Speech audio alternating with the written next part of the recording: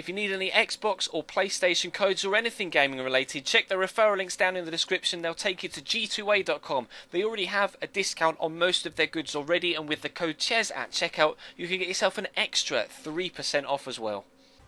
Hey guys, how's it going? Ches back again and welcome to episode number 17 of the Barcelona career mode here on FIFA 15. We assured ourselves of knockout football in the Champions League in the previous episode, and today we're trying to assure ourselves of round of 16 football in the Copa del Rey. This is the second leg, of course, of the round of 32 tie against Atletico Madrid. Now, we did lose the first leg 2-1 at the Vicente Calderon, so hoping for a much better result in this second game. Obviously, away goals do count in the Copa del Rey, so we only need a 1-0 win to ensure ourselves of progression through. Obviously, if Atleti score one goal, then we can go to extra time if we win 2-1. If Atleti score two, then there is no way that we can go to extra time. But I'm hoping for the original, or the first of those three options, the 1-0 victory to get us through on away goals. So we'll see what we can do. They have the first chance. There's a very good cross from out wide, and Danny, unfortunately for them,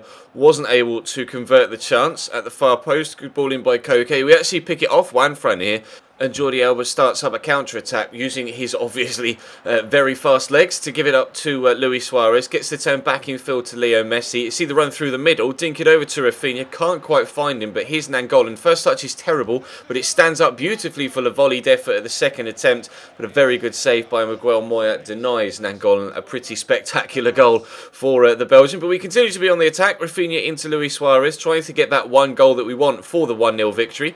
Suarez into Messi. Good feet from him to dance past the defenders. On his right foot, finds the bottom corner exactly on the half-hour mark. The ball crossed the line at either 29:59 or 30:00. So exactly 30 minutes in, and we have ourselves the 1-0 lead we're after. The question was, could we extend that? No. Good save by Miguel Moya. So then the question became, could we maintain the 1-0 lead? We've still got the ball and still trying to keep it away from them and get a second if I can, because obviously if Atleti score one, we will need a second regardless, because obviously that would mean that they win on aggregate score alone, but we come so close to getting that second there. Good save by the keeper, and then Royce on the follow-up hits the post as he lunges at it. Still 1-0 though, so we are still, as it stands, going through. Good feet by Royce to get it back to Messi. Round the corner to Neymar, looking for the same near post shot that Messi put away earlier on in the game, but unfortunately this time the Brazilian not able to find the bottom corner in a similar fashion to his Argentinian teammate. Catching them on the counter-attack again here though. Messi into Suarez. Ball across to Marco Royce here. Into Nainggolan. You see the run by Suarez opens up the space for Nainggolan to run into. Space here for Messi to have the shot, but it's well closed down by Miranda. A good block by the Brazilian centre-back. Obviously in real life now at Inter Milan, although I believe it's only a loan deal, not a permanent transfer. You guys will have to confirm for me in the comments. But the corner comes in. Keeper comes, commits and doesn't get there. Drops to Jordi Alba from the edge of the box, and he draws a very good save from Miguel Moya. But unfortunately we still aren't able to get that second goal. So the game is still on tenterhooks. It could go either way, as Real Madrid have a rare burst forward in this second half. Griezmann, with 20 minutes to go, stands the ball up for Fernando Torres, who hits the bar with a header twice. It goes up off the bar, comes back down off the top of the bar again, and goes out for a goal kick. Lucky let off for us there. Antoine Griezmann with a free kick a few moments later, then he hits the bar, and then the follow-up header is well saved by Claudio Bravo this time around. It's pushing our luck here, to be completely honest. With just 2 minutes to go, Antoine Griezmann again comes down this right-hand side. Nice ball into Miranda, the centre-back pushing forward. So clearly they are on all-out attack. Into Raul Garcia, who's just come on. Squares it into Danny. Lays it across again to Fernando Torres. The keeper committed to come out to Danny's feet to try and stop Danny from shooting. You see Claudio Bravo come out. He sees him out of the corner of his eye. Spins Danny. Lays it across to Fernando Torres. And with one of the last kicks of the game in the 90th minute, Fernando Torres gives Atleti a 3-2 aggregate win, and they are through to the round of 16 in the Copa del Rey, and we crash out. So we need to get back on track with a win in this next game against Cordoba in La Liga. Obviously, we are currently sat top by a 10-point margin in La Liga, but obviously with a defeat to Atleti, we don't want to let that affect our league form. So we'll start as a fairly strong side, although obviously with the game against Atleti being midweek, we had to rotate a few players thanks to just lack of fitness, etc. You know what I'm like with my OCD about starting players that are unfit.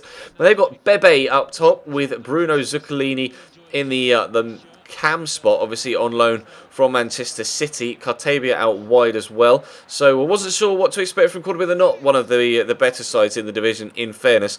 So we would be expected to get a very, very convincing, not 1-0, just a very, very convincing win, full stop, here against Cordoba. We're going to come close to taking the lead through the header from Mark Barcher, but unfortunately couldn't get it on target. It was kind of leaning backwards, got underneath it a little bit and wasn't able to loft the header up and down again over the defender in front of him and back underneath the crossbar. But we continue to be on top in the opening few moments. Alex Vidal,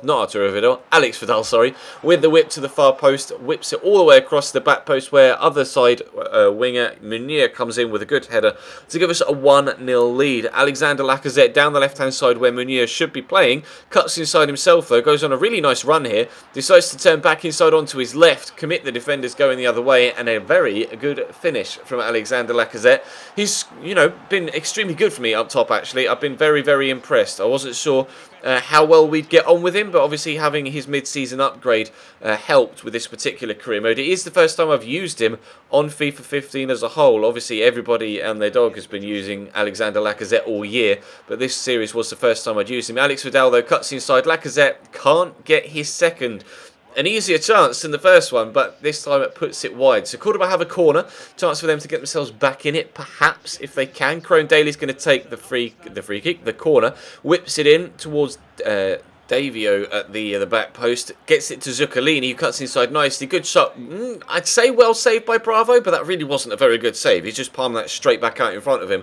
Could have gone anywhere. Had there been a Cordoba striker there to slot that home, I would have been particularly pissed at my Chilean goalkeeper. But coming down the left-hand side with Munir here, back to Alaba. Cross deflected, but Lacazette manages to readjust nonetheless and get his second of the game, our third, just 6 minutes into the second half, and that pretty much was game over from that point. Cordoba had threatened, as you've seen with the previous highlight, but they weren't going to score 3, and the question was, were they even going to score 1 at all? With 10 minutes to go, they're coming down the right-hand side here. I'm obviously not expecting them to get themselves back in it, but one goal could sway things slightly and put it in a bit of jeopardy, but Gomez draws a good save out of Claudio Bravo. This time it was a good save, rather than the rather unsettling save that he made a moment ago. But Rakitic gets it to Pjanic here. It's eventually going to find its way back to Rakitic, thanks to the tackle from Alexander Lacazette. Good feet to dance around the defender, and Rakitic hasn't done that enough for me so far in this particular series. He is capable of scoring goals like that on a consistent basis. You see the feet here to step past the defender, very good, and an extremely good strike off the post. I want more from Rakitic than he has done so far this season, so that's hopefully a start, or the start, of some better performances from him. But that's going to bring today's episode to a close. But we are heading into the transfer window in the next episode. I'm not sure whether we need to improve. We've got about £12 million to spend, which isn't much. And to be fair, I don't know where I'd spend any money. I'm thinking of selling on Thomas Vermaelen now that I can. Obviously, it's been 6 months since he joined the club, so I can sell him on. So I'm potentially going to have a little bit of money, but I don't know where to spend it. You guys will have to let me know in the comments section where you think I should spend the money, and we'll see what happens, I suppose. But that is going to bring today's episode to a close. Obviously, feel free to pause the video on any particular player's stats you'd like to have a look at throughout the squad report, and hopefully we can have a decent transfer window. But like I say, I don't think we need to make any signings, but would it be a waste of a window to not make any signings? Clearly, we're doing well in La Liga, 10 points clear, undefeated after 16 games.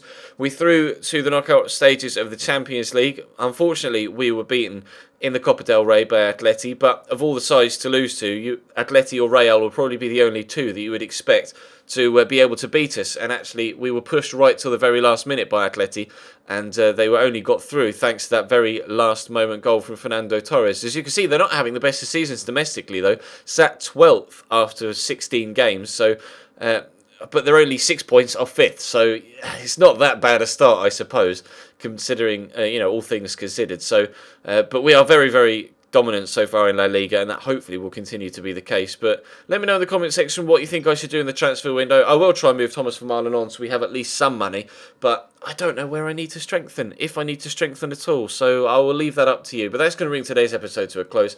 Thank you very much for watching. Drop the video a like if you enjoyed, subscribe if you haven't already, and I'll see you next time.